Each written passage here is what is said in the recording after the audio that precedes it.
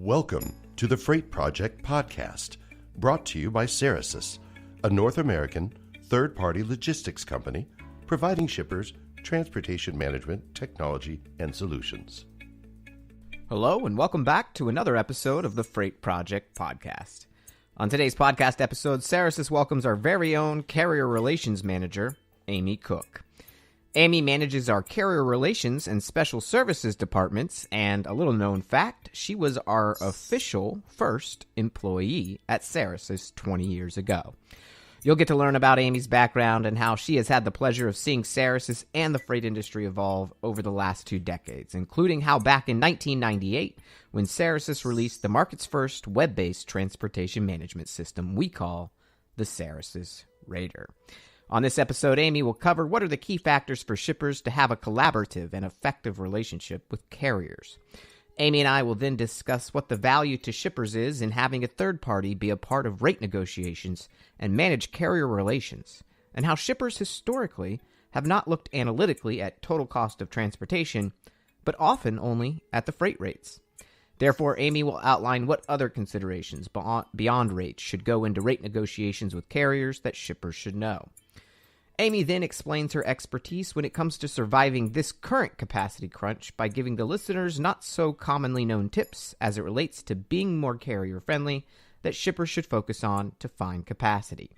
And finally, Amy will give her outlook for the next 12 months when it comes to freight rates and if we will see multiple rate hikes as the new norm year to year and what shippers can do to prepare for hikes. We hope you enjoy this episode of the Freight Project Podcast.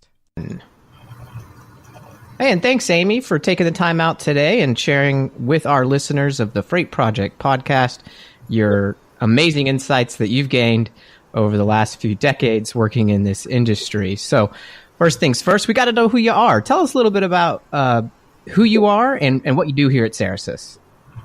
Yeah, thanks, Adam. Glad to be here today. I manage our Carrier Relations and our Special Services departments. So Carrier Relations really defines our relationships, business rules, and opportunities with all of our carrier partners in all of the modes that we handle. And then the Special Services department handles anything that is non-traditional LTL, really anything that cannot be automated in the Ceresys Raider. They contact that department, and that could include volume spot quotes, expedited, or truckload type shipments. So my job is to have, all the key folks and players in place to make those things happen for our customers. Yeah, and that's quite a lot that we, take off their hands as you describe it. So given that with, as much detail and as many different terminology that you just rattled off in a short answer, you've been in this industry and seen changes and seen as much jargon probably more than anybody by being around logistics and freight for about 20 years. So tell us a little bit about how you got involved in the industry and when you started here at Ceresys. Yeah, so I got in the industry back in 1998, which was actually for Ceresys. So I was brand new to the industry. I was really looking for a learning and a growth opportunity. And boy, the changes that I've been able to see and experience and really grow with this industry has just, been so amazing.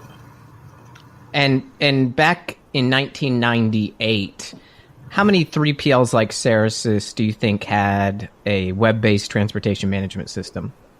0. How many do you think there are now? Hundreds. It's crazy. Wow, what an explosion. Well, one of the things I like to say, and I'm the marketing manager, so I put out interesting spin from time to time, but technically, Ceresys had a web-based platform and system before Google even did, so that's pretty cool. Exactly. Whenever I first started working, their carriers, LTL carriers specifically, did not even have websites. There was no fuel surcharge. The accessorial charges that we see today were non-existent. We didn't have, the extensive accessorial charges that we do today. There were, your basic stuff, job site delivery, inside delivery, but Now the detention and all the different accessorials that we face, which, I'm sure we'll get to that discussion later on, but it's really, things have changed so much. If you think about 20 years ago, LTL carriers didn't even have a website. That's pretty, That's pretty striking. Yeah. As a 36-year-old guy, almost millennial, and I don't ever admit it, I'm definitely Gen X, but close enough that I can be confused for a millennial. It's wild to me how much we take for granted the technology we use in our day-to-day business. And, I think that gives you some pretty interesting insight into carriers themselves and really makes you uniquely qualified to lead that division. And so, as the carrier relationship manager, you've already described, the history and the evolution of technology in the industry from a carrier standpoint. You've talked about, what we do at Ceresys to work with carriers to move shipments for our customers. And so that's pretty important that you interface with carriers and keep up relations yourselves, communicating with them daily. Your team does that. You do that on behalf of our shippers as well, as keeping a long-term vision on creating true partnerships, not just transactional relationships. And so having said that, what do you think are the key factors that shippers themselves need to think about to have a collaborative and effective relationship with carriers as long as you have? Well, I know we talk a lot about communication, but really accurate and good communication is really key.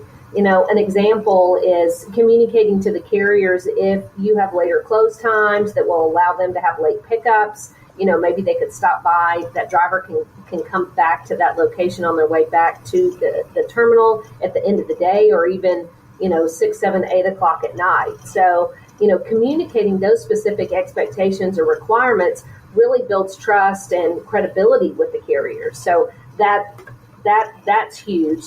I would say the second thing is creating opportunities within their other service offerings is really beneficial as well. And that comes with knowing their network and then finding ways to be a true partner.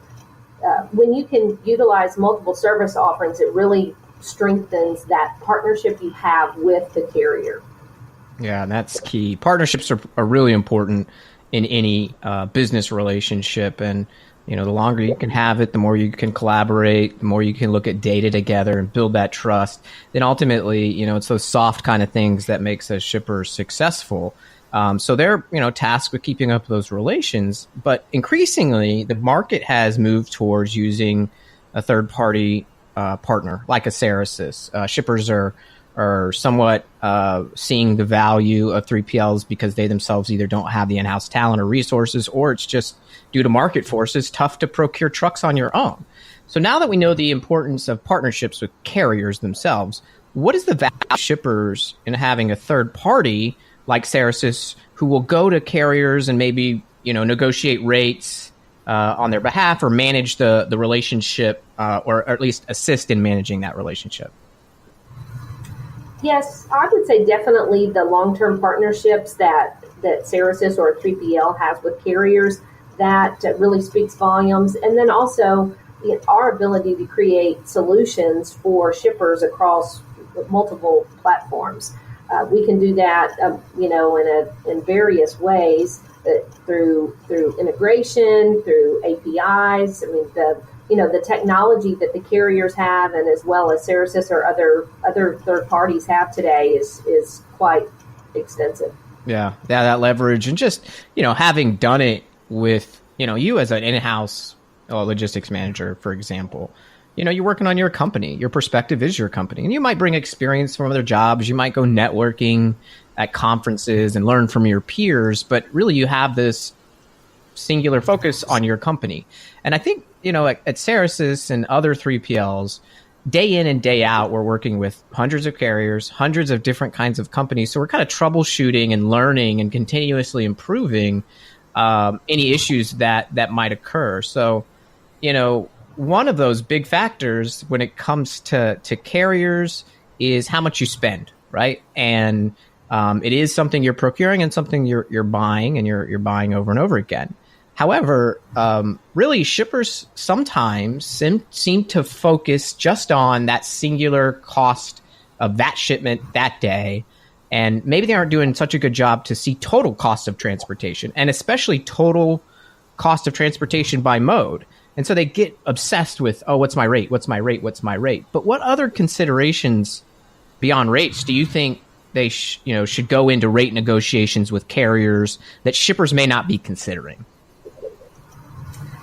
Yes, I think, there's a couple of things there. Two that stand out to me are, the geographic locations. Some in the manufacturer environment or shipper world, they may have multiple locations. So understanding where their locations are and then the carrier networks so that you can create great, partnerships. And, one carrier that might work for one particular location may not be a good fit for another one of your locations. So I feel that that's very important. And then also when you're talking to carriers, really understand what your liability is out there from a cargo loss and damage standpoint. Ask the carrier for their damage claims percentage and make sure you understand their liability insurance coverage. Pretty simple, but don't put yourself in a position to be disappointed should loss or damage to your shipment occur. And we see that time and time again, in dealing with cargo loss and damage. Yeah. So, it really takes looking at, a carrier and really discussing things beyond, just what are my rates, but asking more questions because there are obviously other costs beyond just the invoice for that freight shipment that can occur. And the better you know that, the more prepared you are to think a little bit more strategically about your transportation footprint and all of your modes and where you're spending your money. And so speaking of strategy and kind of getting out of tactics, shippers are really between a rock and a hard place right now. They want to be strategic. They don't want to be too mired down in the process of weeds. They want to be able to not, spend too much money than they have to, but it's getting tougher to achieve those goals because, as you know, and you're dealing with it day in and day out as you speak to carriers and our shipper customers, it's the capacity crunch. And it's essentially all of the journals out there are saying it's really going to sting shippers. It's a carrier's market, and if you're not prepared for it or you don't have a partner, it can really, cause you to lose freight shipments to your customers or pay more than you want. So what are some not so commonly known tips as it relates to being more carrier friendly that shippers should focus on to find capacity? I would say first, really create and foster relationships or true partnerships with carriers. Even if you do not have the most attractive freight out there, having that relationship can be a huge benefit because carriers are coming to shippers and they don't necessarily have to take that freight right now. And so the less attractive freight is some of the first that they walk in the door and say, you know what, we don't want to handle this any longer. So creating that relationship with the carriers can be a really big benefit. I think secondly is really looking at what are some things that you could do to make your freight more, carrier friendly. One would be looking at trying to have quick loading and unloading times. That helps reduce the amount of time a driver is at a loading dock, and it allows them to make, more stops throughout the day. And then lastly, I would say, work with Ceresis or another third party. We have those extensive partnerships with the carriers, and we're able to facilitate and create solutions between shippers and carriers. That's excellent. Excellent. Folks today are really turning to companies like Ceresis and 3PLs in order to survive, and it can be hard out there for a shipper, as they say. And I wouldn't want to be one. So bless them in the job that they have to do day in and day out. I hope they're appreciated at their companies. It's hard for them. So if you're listening to this and you either manage or work with a logistics or transportation manager or somebody in supply chain, tell them they're doing a good job because they're struggling.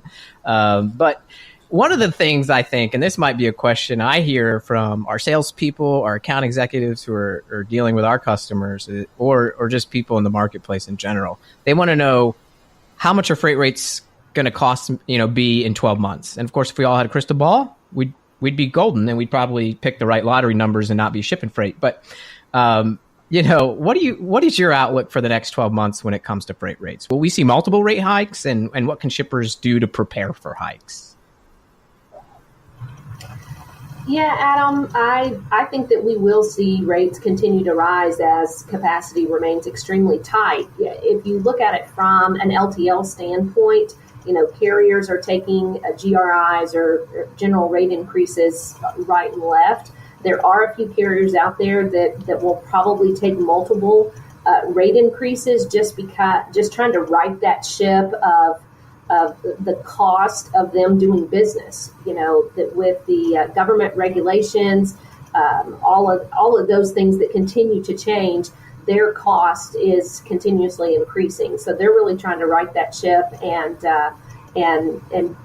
have an opportunity to be profitable, or I should say, more profitable. Yield management's always a huge fat word out there, I'll say. And then in the truckload market, we have the ELD mandate that came out or is now being enforced as of a couple months ago. So that's caused some smaller, mom and pop, as you'll say, or owner operators to exit the business, to really exit the industry. And so those are all things that create these extreme capacity issues. So, my suggestion for shippers is that they really need to be flexible in this environment so the carriers will continue to handle their business. LTL carriers specifically, they can be very selective in this market, and the shippers need to adapt to that. And as I said earlier, reducing that driver wait time is a great place to start.